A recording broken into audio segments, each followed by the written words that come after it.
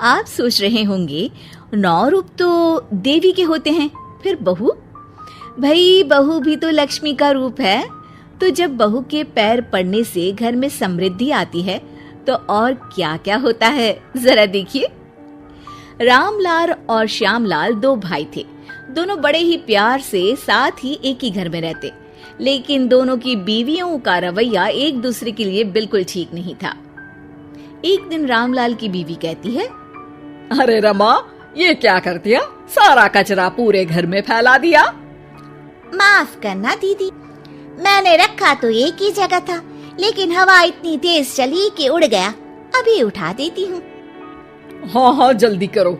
और एक बात, अब भाई साहब से बोल देना कि 2 रसोई कर ले।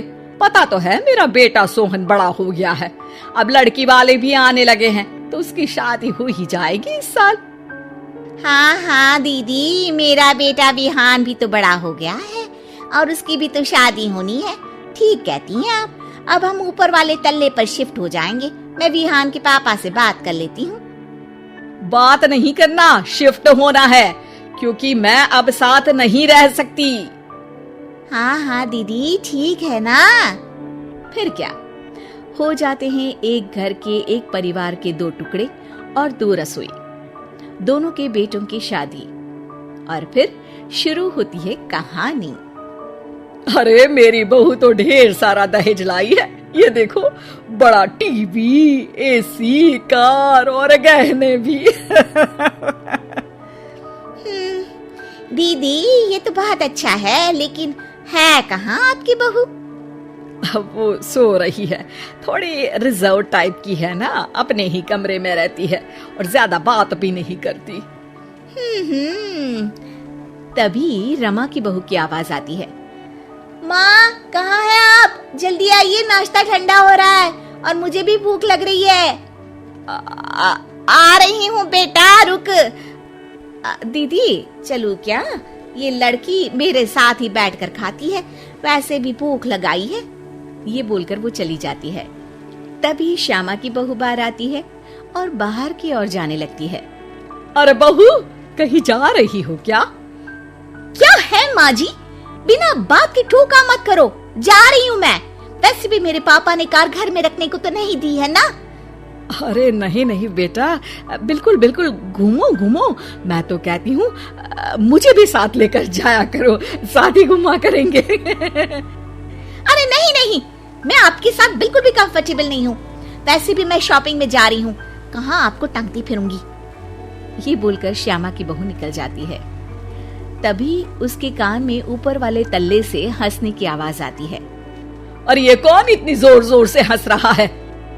ऊपर जाती है, जहाँ वो देखती है कि रमा और उसकी बहू साथ बैठकर बातें कर रही होती हैं। फिर तो मम्मी जी इतना मजा आया कि मैं क्या बताऊं। हाँ हाँ बहू, सुनने में ही हंसी नहीं रुक रही। तू तो वहाँ मौजूद थी। तभी दोनों की नजर श्यामा पर पड़ती है। अरे ताई जी आइए ना, आइए। वो उनके पैर छूती है और फिर चाय बनाकर लाती है। श्यामा अकड़कर कहती है, अरे नहीं नहीं, मैं चाय वाय नहीं पीती, बस हंसने की आवाज आ रही थी तो सोचा बता दूं कि टीवी की आवाज धीमी कर लो। अरे टीवी, वो देखो दीदी, धूल खा रहा है, वक्त ही नहीं मिलता देखने का। बहू के साथ वक्त कैसे बीत जाता है, इसकी बातें और किस्से कहानी किसी सीरियल से कम नहीं होते।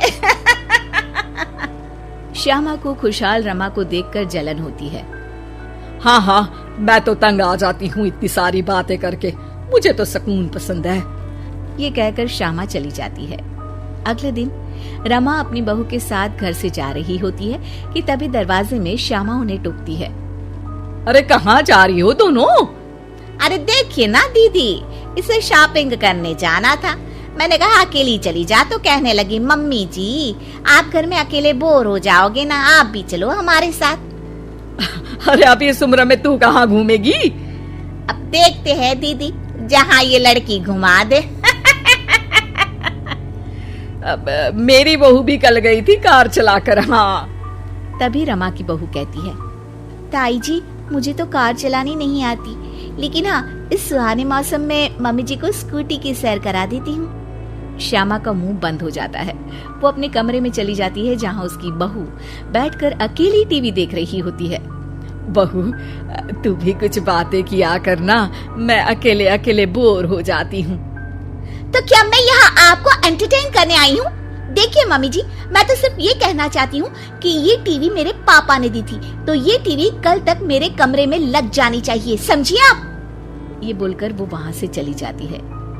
श्यामा सोच लेती है कि वो अब ये सारी बातें अपने बेटे को बताएगी। शाम को उसका बेटा जब घर आता है। अरे देख बेटा, तेरी बीवी सारा दिन अपने कमरे में रहती है, न बात करती है न चित। मैं बूढ़ी सारा दिन भूत की तरह अकेली घूमती रहती हूँ घर में। अरे माँ, मैं क्या बोलूं?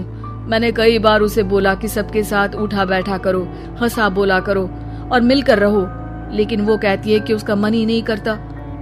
अरे क्यों मन नहीं करता है? ऐसा क्या हो गया? माँ, तुझे याद है उसके पिता ने कार देने से मना कर दिया था।